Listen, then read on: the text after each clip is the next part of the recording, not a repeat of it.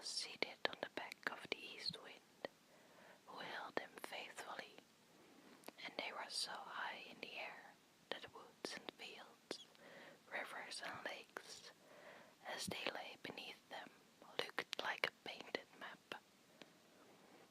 "Good morning," said the east wind. "You might have slept on a while, for there is very little to see in the flat country over which we are passing, unless you like to count the churches. They look like spots of chalk on a green board." The green board was the name he gave to the green fields and the meadows. "It was very rude of me not to say goodbye to your mother and your brothers," said the prince. "They will excuse you as you were asleep," said the east wind, and then they flew on faster than ever. The leaves and branches of the trees rustled as they passed. When they flew over seas and lakes, the waves rose higher, and the large ships dipped into the water like diving swans. As darkness came on, towards evening, the great towns looked charming. Lights were sparkling, now seen, now hidden, just as the sparks go out one after another on a piece of burnt paper. The prince clapped his hands with pleasure, but the east wind advised him not to express his admiration in that manner, or he might fall down and find himself hanging on a church steeple. The eagle in the dark forest flies swiftly, but faster than he flew the east wind. The Cossack on his small horse rides lightly over the plains, but lighter still past the prince on the winds of the wind. "There are the Himalayas, the highest mountains in Asia," said the east wind. "We shall soon reach the Garden of Paradise now." Then they turned southward, and the air became fragrant with the perfume of spices and flowers. Here figs and pomegranates grew wild, and the vines were covered with clusters of blue and purple grapes. Here they both descended to the earth and stretched themselves on the soft grass, while flowers bowed to the breath of the wind as if to welcome it. "Are we now in the Garden of Paradise?" asked the prince. "No, indeed," replied the east wind, "but we shall be there very soon. Do you see that the wall of rocks and the cavern beneath it, over which the grapevines hang like a green curtain? Through that cavern we must pass. Wrap your cloak around you, for while the sun scorches you here, a few steps farther it will be icy cold. The bird flying past the entrance to the cavern feels as if one wing were in the region of summer, and the other in the depths of winter." "So this then is the way of the Garden of Paradise?" asked the prince, as they entered the cavern. It was indeed cold, but the cold soon passed, for the east wind spread his wings, and they gleamed like the brightest fire. As they passed on through this wonderful cave, the prince could see great blocks of stone, from which water trickled, hanging over their heads in fantastic shapes.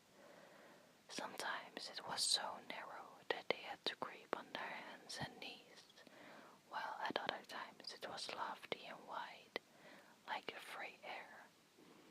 It had the appearance of a chapel for the dead, with petrified organs and silent pipes. "We seem to be passing through the valley of death to the Garden of Paradise," said the prince. But the east wind answered not a word, only pointed forward to a lovely blue light which gleamed in the distance. The blocks of stone assumed a misty appearance, until at last they looked like white clouds in moonlight. The air was fresh and balmy, like a breeze from the mountains perfumed with flowers of valley roses. A river, clear as the air itself, sparkled at their feet, while in its clear depths could be seen gold and silver fish sporting in the bright water, and purple eels emitting sparks of fire at every moment, while the broad leaves of the water lilies that floated on its surface flickered with all the colors of the rainbow. The flower in its color of flame seemed to receive its nourishment from the water, as a lamp is sustained by oil. A marble bridge of such exquisite workmanship that it appeared as if formed of lace and pearls led to the island of happiness in which bloomed the garden of paradise. The east wind took the prince in his arms and carried him over, while the flowers and the leaves sang the sweet songs of his childhood, in tones so full and soft that no human voice could venture to imitate.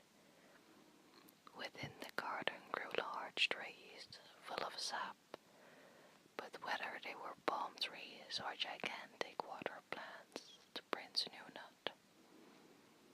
The climbing plants hung in garlands of green and gold, like the illuminations on the margins of old missals or twined among the initial letters. Birds, flowers, and festoons appeared intermingled in seeming confusion. Close by, on the grass, stood a group of peacocks, with radiant tails outspread to the sun. The prince touched them and found, to his surprise, that they were not really birds, but the leaves of the burdock tree, which shone with the colors of a peacock's tail. The lion and the tiger, gentle and tame, were springing about like playful cats among the green bushes, whose perfume was like the fragrant blossom of the olive. The plumage of the wood pigeon glistened like pearls as it struck the lion's mane with its wings, while the antelope, usually so shy, stood near, nodding its head as if it wished to join in the frolic. The fairy of paradise next made her appearance. Her raiment shone like the sun, and her serene countenance beamed with happiness, like that of a mother rejoicing over her child. She was young and beautiful, and a train of lovely maidens followed her, each wearing a bright star in her hair. The east wind gave her the palm leaf on which was written the story of the phoenix, and her eyes sparkled with joy.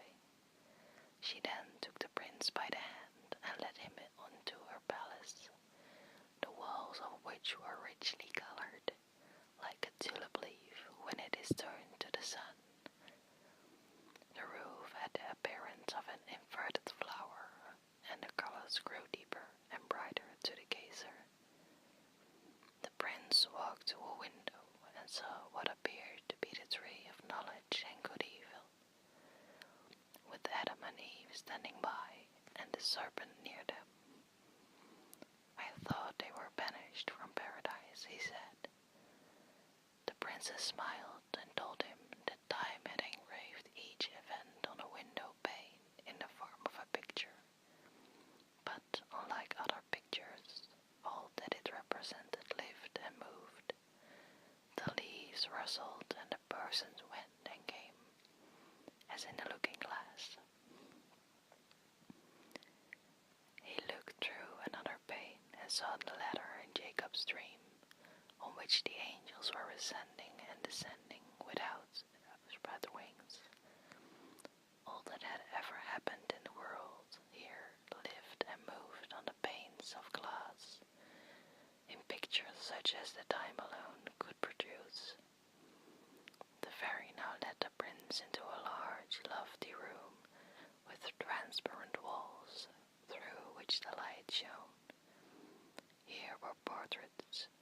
each one appearing more beautiful than the other.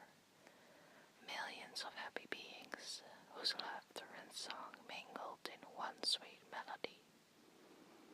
Some of these were in such an elevated position that they appeared smaller than the smallest rosebud, or like pencil dots on a paper. In the center of the hall stood a tree, with drooping branches from which hung golden apples, both great and small, looking like oranges amid the green leaves. It was the tree of knowledge of good and evil, from which Adam and Eve had plucked and eaten the forbidden fruit, and from each leaf trickled a bright red dewdrop, as if the tree were weeping tears of blood for their sin. Let us now take the boat, said the fairy. A sail on the cool waters will refresh us, but we shall not move from the spot. Although the boat may rock on the swelling water, the countries of the small world will glide before us, but we shall remain still. It was indeed wonderful to behold. First came the lofty Alps, snow-clad and covered with clouds and dark pines. The horn resounded, and the shepherds sang merrily in the valleys. The banana trees bent their drooping branches over the boat. Black swans floated on the water, and singular animals and flowers appeared on the distant shore. New Holland, the fifth division of the world, now glided by, with mountains in the background, looking blue in the distance. They heard the song of the priests, and saw the wild dance of the savage to the sound of the drums and trumpets of bone.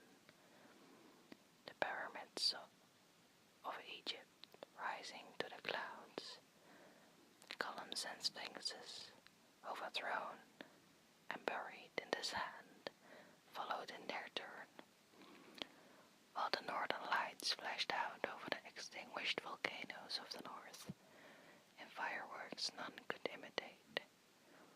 The prince was delighted, and yet he saw hundreds of other wonderful things more than can be described. Can I stay here forever? Asked he. That depends upon yourself, replied the fairy. If you do not, like Adam, long for what is forbidden, you can remain here always. I should not touch the fruit on the tree of knowledge, said the prince. There is abundance of fruit, equally beautiful. Examine your own heart, said the princess, and if you do not feel sure of its strength, return with the east wind who brought you. He is about to fly back, and will not return here for 100 years. The time will not seem to you more than 100 hours, yet even that is a long time for temptation and resistance. Every evening, when I leave you, I shall be obliged to say, "Come with me," and to beckon to you with my hand. But you must not listen, nor move from your place to follow me. For with every step you will find your power to resist weaker. If once you attempted to follow me, you would soon find yourself in the hall where grows the tree of knowledge, for I sleep beneath its perfumed branches. If you stooped over me, I should be forced to smile. If you then kissed my lips, the garden of paradise would sink into the earth, and to you it would be lost. A keen wind from the desert would howl around you. Cold rain fall on your head, and sorrow and woe would be your future lot. I will remain, said the prince. So the east wind kissed him on the forehead and said, "Be firm, then shall we meet again when 100 years have passed. Farewell, farewell." Then the east wind spread his broad pinions, which shone like the lightning in harvest, or as the northern lights in a cold winter. "Farewell, farewell," The storks and pelicans flew after him in the feathery bands to accompany him to the boundaries of the garden.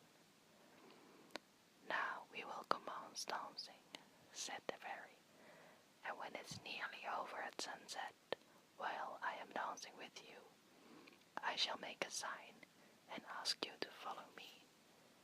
But do not obey.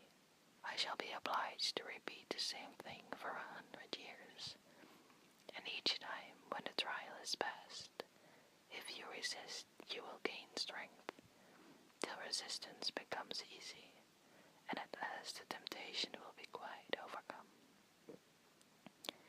This evening, as it will be the first time, I have warned you." After this, the fairy led him into a large hall, filled with transparent lilies. The yellow stamen of each flower formed a tiny golden harp, from which came forth strains of music, like the mingled tones of flute and lyre. Beautiful maidens, slender and graceful in the form, and robed in transparent gauze, floated through the dance and sang of the happy life in the garden of paradise, where death never entered, and where all would bloom forever in immortal youth. As the sun went down, the whole heavens became crimson and gold, and tinted the lilies with the hue of roses. Then the beautiful maidens offered to the prince sparkling wine, and when he had drank, he felt happiness greater than he had ever known before. Presently the background of the hall opened, and the tree of knowledge appeared, surrounded by a halo of glory that almost blinded him. Voices soft and lovely as his mother's sounded in his ears, as if she was singing to him, "My child, my beloved child." Then the fairy beckoned to him and said in sweet accents, "Come with me, come with me." Forgetting his promise, forgetting it even on the very first evening, he rushed towards her while she continued to beckon him and to smile. The fragrance around him overpowered his senses. The music from the harps sounded more entrancing, while around the tree appeared millions of smiling faces, nodding and singing. Man should know everything. Man is the lord of the earth. The tree of knowledge no longer wept tears of blood, for the dewdrops shone like glittering stars.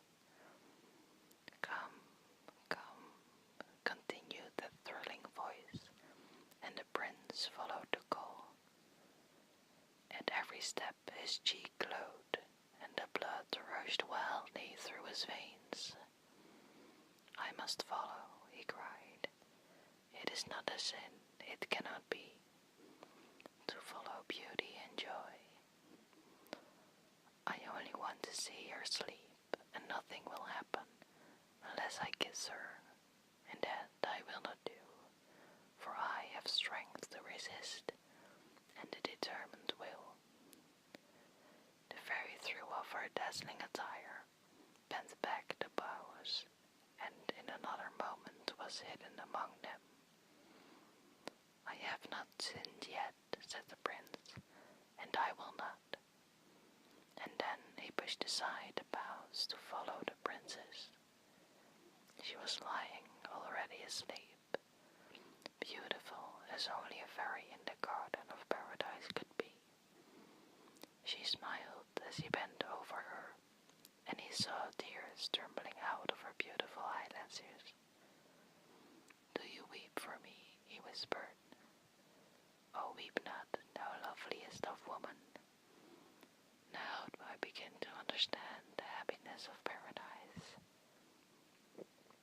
I feel it to my inmost soul, in every thought. A new life is born within me.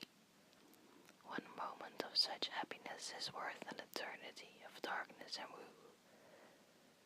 He stooped and kissed the tears from her eyes, and touched her lips with his. A clap of thunder, loud and awful, trembling air. All around him fell into ruin. The lovely fairy, the beautiful garden, sunk deeper and deeper. The prince saw it sinking down in the dark night till it shone only like a star in the distance beneath him. Then he felt a coldness like death creeping over him. His eyes closed and he became insensible. When he recovered, a chilling rain was beating upon him, and a sharp wind blew on his head. Alas, what have I done? He sighed. I have sinned like Adam, and the garden of paradise has sunk into the earth. He opened his eyes and saw the star in the distance, but it was the morning star in the heaven, which glittered in the darkness.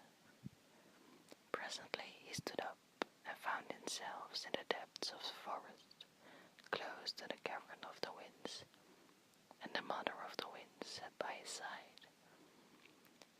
She looked angry and raised her arm in the air as she spoke. The very first evening, she said. Well, I expected it. If you were my son, you should go in the sack. And there he will have to go at last, said a strong old man, with large black wings and a skiff in his hand, whose name was Death. He shall be laid in his coffin, but not yet. I will allow him to wander about the world for a while, to atone for his sin, and to give him time to become better. But I shall return when he least expects me. I shall lay him in a black coffin, place it on my head, and fly away with it beyond the stars. There also blooms a garden of paradise, and if he is good and pious, he will be admitted. But if his thoughts are bad, and his heart is full of sin, he will sink within his coffin deeper than the garden of paradise has sunk. Once in every 1,000 years I shall go and fetch him, when he will either be condemned to sting